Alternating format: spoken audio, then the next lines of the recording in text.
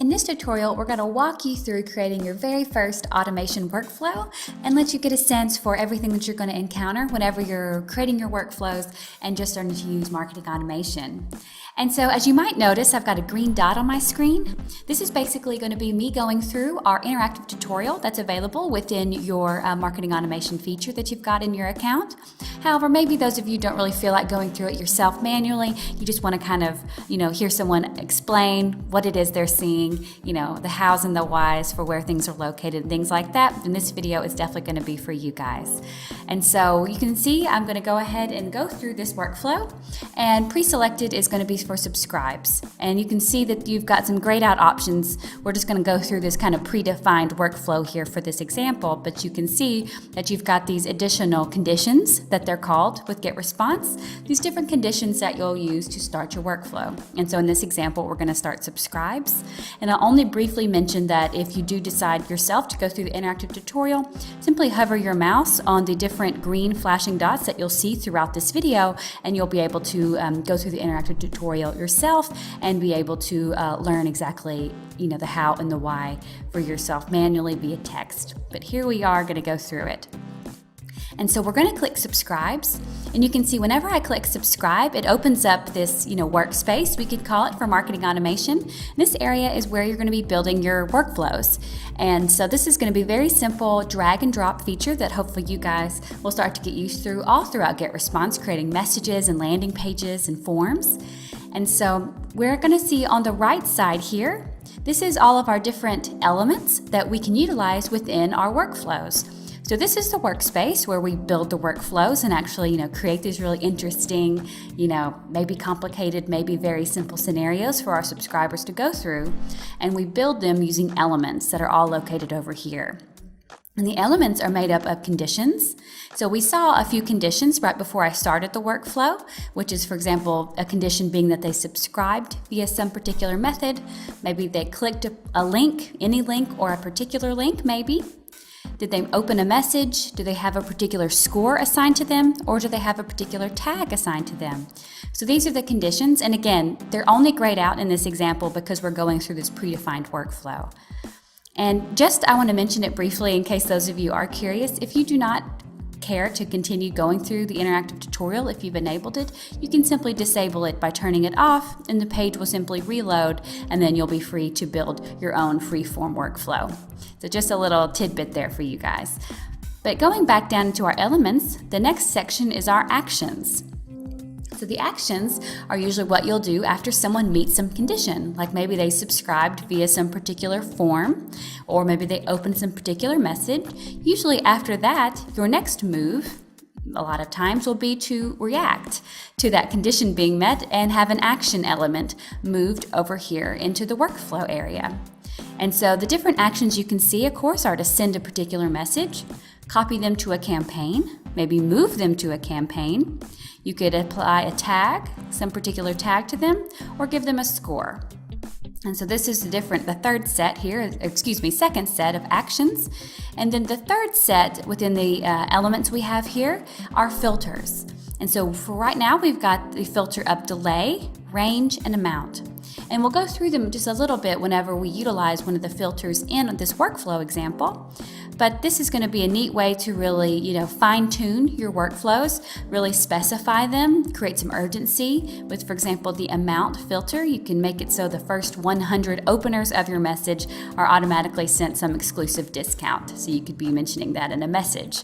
Or a range. You could either create some type of A/B test and send different types of messages to a range of your subscribers, or maybe give different promotions or prizes or deals for the first 0 to 100 clickers you've got, and then, the 101st to 200 will get something else.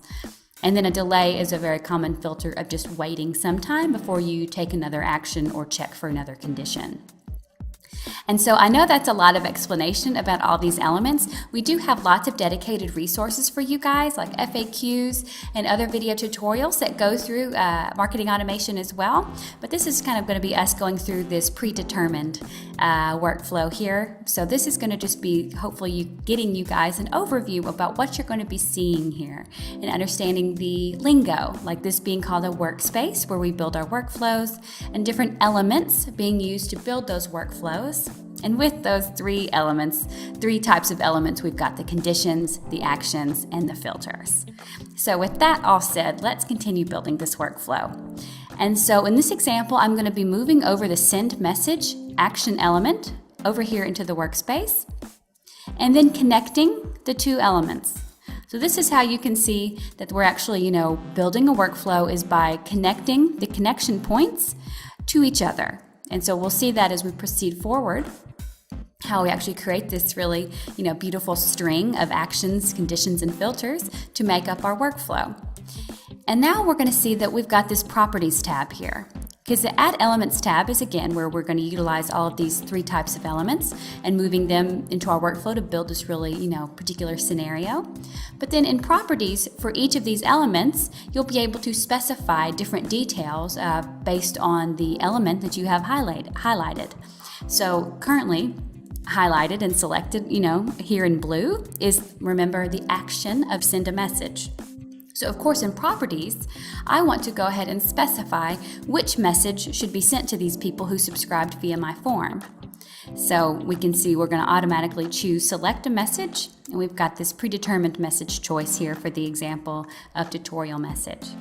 So now you can see they subscribed via the form. Now we're going to send them a message. And from this point now, we're good to go back to our elements because we need to keep going. We, have more that we want to do in this particular workflow, because now that we've sent this message, we can say, or we will send this message to those who sign up via this form. It's probably, pretty normal that we would want to know, did they actually open my message? And so we've got this very awesome condition called message opened that we're going to just drag and drop right here under the send message element. And then remember, linking these two so they're connected. So they have a relationship now, we could say. And so that way we're going to be sending this message to them, and then automatically we'll be checking were any of the was this particular message opened? Did they open it? Because this is something you want to probably be keeping track of and making proper decisions and actions further for that. And so a neat way you can see that we're doing now, we're not just going straight to another action, because we actually want to check another condition here, which is, did they click a link in the message that we sent them? So it makes sense. They opened the message, but also you want to know, did they click a link? So we've got the link clicked condition here, and we're going to move it over here to the side. That's this yes connection point of message opened, because this logic then leads us to, we sent them a message.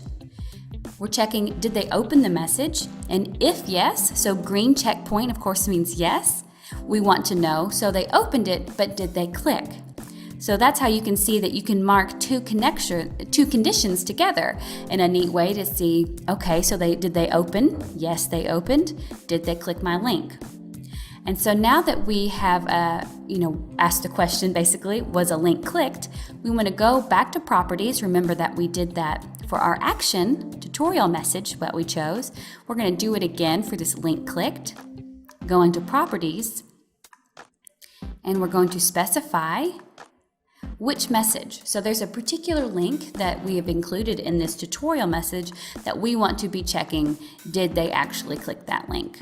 And so you can see we're going through and selecting the specific link, the specific message that it's in, and now choosing the specific link that we want to check. And so now we can see, was this specific link clicked in the tutorial message? So this is going to be good for us to know, did they actually click this link? And so from here, we're going to start kind of working. We can kind of guess, since our little predefined workflow here has indicated to place this here, that we might be doing something with the negative connection point, or the no. Was this message opened? No. So let's see what we're going to do. And now we're going back to a new action we've not used just yet called tag. So we're going to move this tag element over. Then you're going to see we're going to make that connection again. So you can see, if someone did not open this message, no, you can see we've connected it to assign or remove a tag. So now we need to go to properties and actually give them a tag. And so you can create a tag if you haven't created one just yet that you would like to apply it to this scenario, or use one that's existing. But we're going to create a tag here. So I'm going to call this inactive 4. I'm only doing that because I have many tags I've created in some examples called inactive, so I'm just creating one. You can name it whatever you would like, and click add. And so now we can see everyone who actually does not end up opening this message, we're going to assign them a tag to their subscriber profile called inactive 4. And that way we can start searching for people based on tags. We can start applying different, workflows, actions, and conditions for people that have a particular tag, and so on. But we want to keep moving on. And so now we're going to do something for those, looks like that they did open our message and then they did click our link. We're going to use this additional action that we've not used yet called score.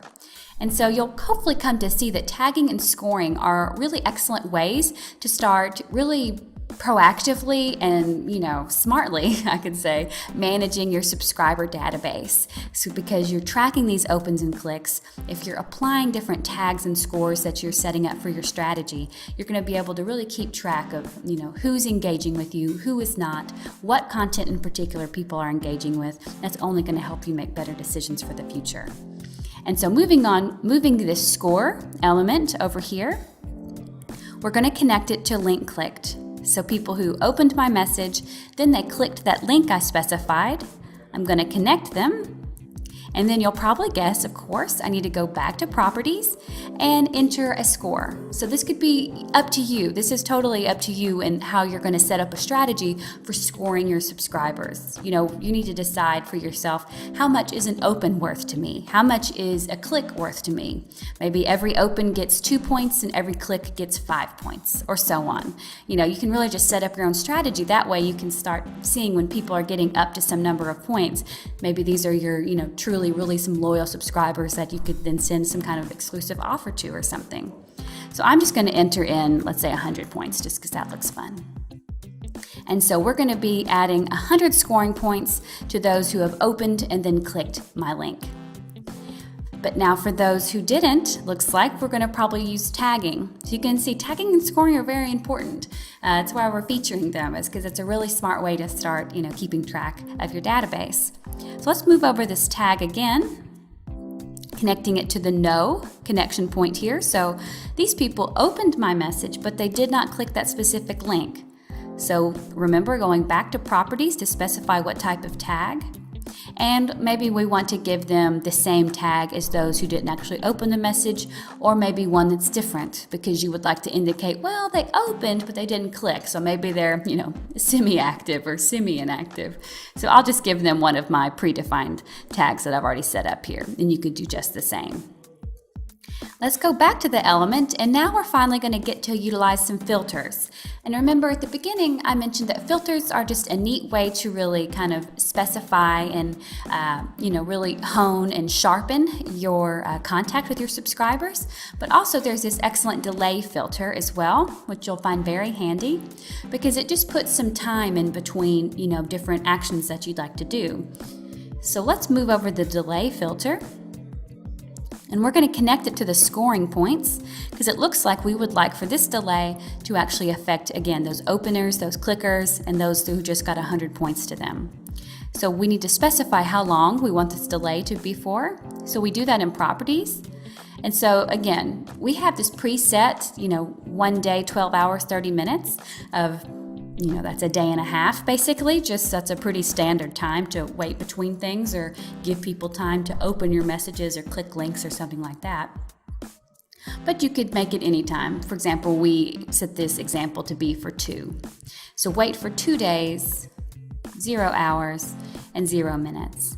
Okay, so we're going to add 100 points, wait for 2 days, and now we want to send them a message. This is an excellent example for how, a particular workflow could go. They've just signed up, you send them maybe a welcome message, you check if they opened and if they clicked, you added some points, you gave them some time, you gave them 2 days, you don't want to fatigue anyone, and then we're going to send them a new message, maybe some kind of cool offer, promotional discount, maybe some educational information, based on kind of how you've been communicating with them already. So we're going to connect these 2 points here. And now actually you can see we are finished. We've created this, workflow basically to a place that would be a decent stopping point, so to speak, which is be sending them a new message based on saying, thank you for being such a wonderful subscriber. Opening our messages, we'd like to award you with 10% off your next purchase, or we'd like to provide you with this exclusive ebook download. Would be a great example to send for this selective message here that we were about to do. And so this is just a way for you guys to start getting familiar with the different terminology you're going to see when creating your workflows. So remember, we've got a workspace, we've got elements. Elements are made up of conditions, actions, and filters. And then each element can be more finely tuned within the properties. So hopefully you guys feel a little bit more comfortable about what it is you're going to find within marketing automation and building your workflows, and you can get to it.